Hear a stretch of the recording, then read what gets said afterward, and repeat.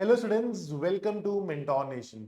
यार, एग्जाम भी हुआ नहीं, पेपर क्लियर हुआ नहीं, सिलेक्शन हुआ नहीं, लेकिन पहले ही बच्चे पूछने लग जाते हैं कि सर अगर ईपीएफओ एंड सिविल सर्विसेज दोनों हो जाए तो कौन सा बेटर है, दोनों में क्या डिफरेंसेस है। तो मेरा सजेशन पहले ही बच्चों, सबसे पहले चीज यही बोलूंगा कि लिस्ट में नाम लेकर आओ, उसके बाद सोचो कि क्या करना चाहिए।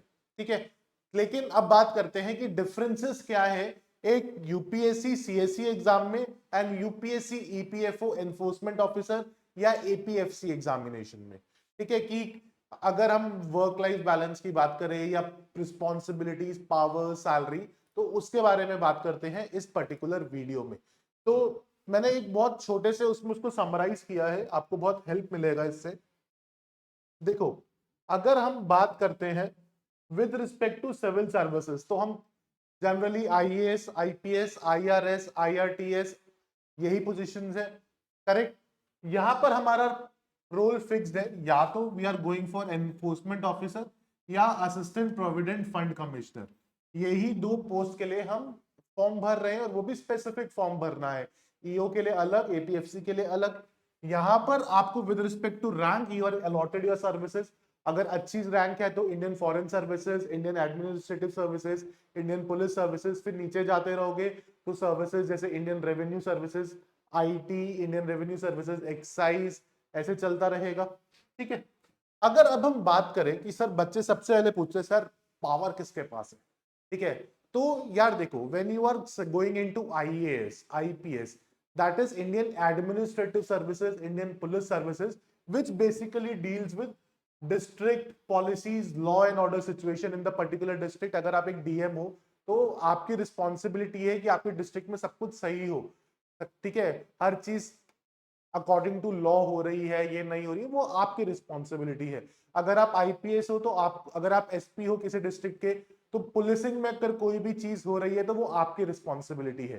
ठीक है, लेकिन ऑन द अदर हैंड, अगर आप बात करते हो ईपीएफओ में, अगर आप एनफोर्समेंट ऑफिसर या एपीएफसी कुछ भी हो, ठीक है, तो आपका क्या काम है? आपका काम है पीएफ के कंप्लायंसेस होना। जो कंपनीज हैं वो पीएफ रूल्स फॉलो कर रही हैं, उसको इंस्पेक्शन करना। बहुत लिमिटेड स्कोप ऑफ काम है, बट बहुत मैग्नीट्यूड में उसको करना है। यहां पर scope of work is very diverse, but करना बहुत लिमिटेड एक डिस्ट्रिक्ट में है। समझ में आ रहे हो कि यहाँ पे एक डिस्ट्रिक्ट में सब करना है, यहाँ पे पूरे इंडिया में आप बात कर रहे हो, या बट करना बहुत लिमिटेड काम है with respect to EPFO, employee provident fund organisation, pension के बारे में। करेक्ट। अगर हम बात करें कि सर ठीक है, आपने बताया कि रोल ऑफ लाइफ, रिस्पॉन्सिबिलिटीज अलग अलग है, तो उसके बाद वर्क लाइफ बैलेंस किसका है? यार देखो, work life balance any day, जो अगर आप ईपीएफओ के लिए जा रहे हो वो है, यहाँ पर आपको फिक्स्ड आवर्स है, 9 to 5 है। आपको पोस्टिंग्स भी अच्छी मेट्रोपॉलिटन सिटीज में है, दिल्ली, मुंबई, बैंगलोर ऐसे मिलेंगी, कोलकाता, चेन्नई, हैदराबाद। मेजरली ये पीसफुल लाइफ है, मतलब सैटरडे संडे ऑफ, 9 to 5 की जॉब, गस्टेड हॉलीडेज ऑफ। यहाँ पर कभी सुना है पुलिस में या आईएएस कोई अगर डीएम हो तो सैटरडे नहीं सर, आज लड़ाई हो गई है लेकिन नहीं सर आज तो सैटरडे है, छुट्टी है, मंडे बात करेंगे, ऐसे थोड़ी होता है। इट्स अ 24/7 जॉब, है ना। 24/7 जॉब है, गलत लिखा, 24/7 जॉब है। You are always on your toes, कभी भी कुछ भी हो सकता है। इलेक्शंस आ रहे हैं, 12-12 घंटे की ड्यूटी लग रही है, 36 घंटे की ड्यूटी लग रही है, करनी पड़ेगी। ठीक है ना, तो वो चीज है। अगर लेकिन अब हम बात करते हैं with respect to allowances, salary. देखो, कुछ अलाउंसेस फिक्स होते हैं जो सबको मिलते हैं। अगर जैसे आप ईपीएफओ में एनफोर्समेंट ऑफिसर हो तो आपको 4800 ग्रेड पे की जॉब है, तो इसमें जो जो अलाउंसेस है वो सब मिलेंगे। एपीएफसी हो तो 5400 ग्रेड पे की जॉब है, सारे अलाउंसेस जो इस ग्रेड पे में मिलने चाहिए वो सब मिलेंगे आपको। लेकिन जब आप एक आईएसीएससी के थ्रू जाते हो तो यार देखो, 24/7 की जॉब है, मानते हो ना, बिग रोल है। तो यहां पर with big role comes with big powers. अब क्या पावर्स है? आपको यहां पर एक गाड़ी मिलेगी, बड़ा बड़ा लिखा होता है जिला अध्यक्ष, district magistrate, district collector, SP लिखा होता है। स्टाफ मिलता है। यार देखो, उनका काम है, मकसद ये है कि भाई तुम्हारा काम, तुम्हारा ध्यान, तुम्हारा सारा डेडिकेशन सिर्फ अपने काम पे होना चाहिए, बाकी सब सरकार देखेगी। तुम्हारे घर का खाना बनाने के लिए, गार्डनिंग के लिए, ड्राइवर, सब सरकार देखेगी। तो ये सब तुम्हें मिलता है। बढ़िया से रहने का सिविल लाइंस में तुम्हें घर मिलेगा, ठीक है। यहाँ पे वो सुविधाएं नहीं है, लेकिन ऐसा नहीं है कि सैलरी कम है। भाई देखो मैं आपको बताता हूँ, अगर आप एपीएफसी के थ्रू 5400 ग्रेड पे जा रहे हो, सिविल सर्विसेज के थ्रू भी मेजरली जो पोजीशंस है वो 5400 ग्रेड पे ही है। तो जो बेसिक पे है वो 56,100, वो सबका फिक्स है मेरे भाई। आईएएस को भी उतना ही मिल रहा है, तुम्हें भी उतना ही मिल रहा है, खुश रहो, ठीक है। लेकिन उसको सिरदर्दी बहुत है, तुम्हें पीसफुल नौकरी है, ठीक है। लेकिन अगर तुम्हें चैलेंज पसंद है, तुम्हें डाइवर्सिटी पसंद है, तुम्हें ऑन योर टोस रहना पसंद है, दिस इज योर जॉब।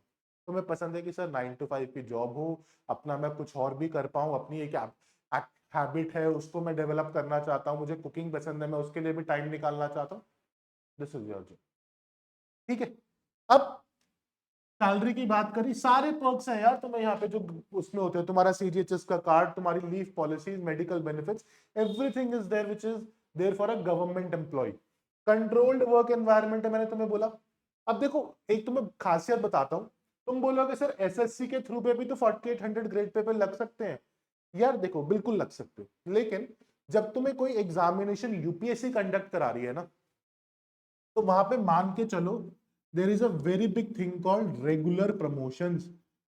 अगर आप एपीएफ इन्फोर्समेंट ऑफिसर लगे हो ना, तो भी आप मान के चलो, जो कि आप 4800 ग्रेड पे हो, तो आप मान के चलो कि आप 8700 ग्रेड पे रिटायर हो जाओगे, विच इज वेरी गुड।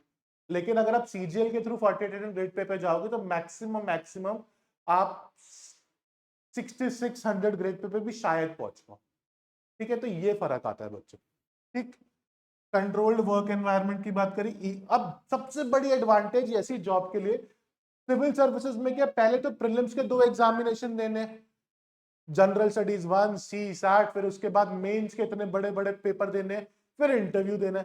यहाँ पे कुछ नहीं है, यहाँ पर एक छोटा सा पहले का टीयर 1 का एमसीक्यू एग्जाम है, उसके बाद डायरेक्ट इंटरव्यू, डायरेक्ट आपकी नौकरी पक्की, ठीक है। क्या लगे हो, APFC, assistant provident fund commissioner. समझ में आया मेरे बच्चों कि दोनों जॉब्स में क्या फर्क है। तो मेरा सजेशन, मेरा एज अ एल्डर ब्रदर आपको यही कहना है, अभी मत देखो कि क्या करना है, दो अभी देखो 30 नवंबर को पेपर है, पूरी जान, पूरी डेडिकेशन, पूरी मेहनत इस एग्जाम में लगाओ, ठीक है।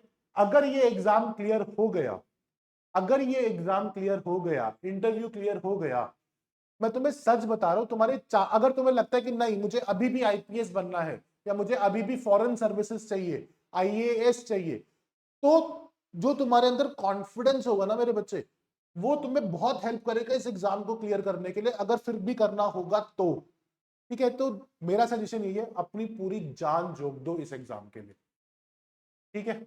So that is all from my side with respect to this particular thing, difference between IAS and EPFO, APFC. So I hope you like the video guys. So अगली वीडियो में मिलते हैं, तब तक के लिए जय हिंद, टेक केयर।